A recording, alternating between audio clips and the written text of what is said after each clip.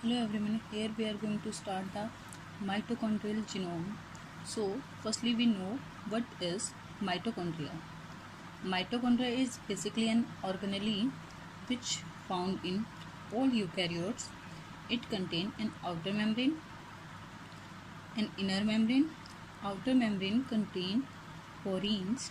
Inner membrane also called lamella, plasma membrane. Inner membrane further help in formation of cristae. That structure is called cristae.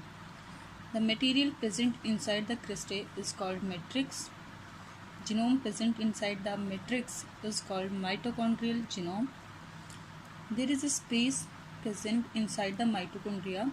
The space is called intermembrane space, and the space between membrane and cristae is called peripheral space, and the space between two structures of cristae is called intercrystal space. Found in all eukaryotes, site of aerobic respiration. Aerobic respiration, which means require oxygen for respiration, contain DNA which codes for mitochondrial protein, ribosome, etc. DNA present inside the mitochondria help in formation of mitochondrial protein and ribosome. Divide by a process similar to binary fission when cell divides. Mitochondria divide by the process of binary fission.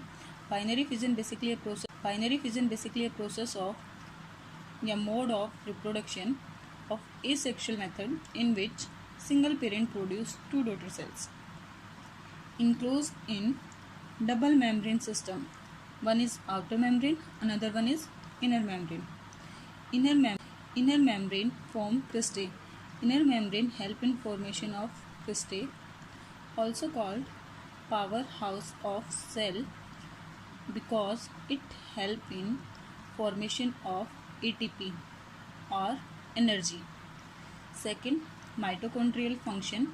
Basically, mitochondria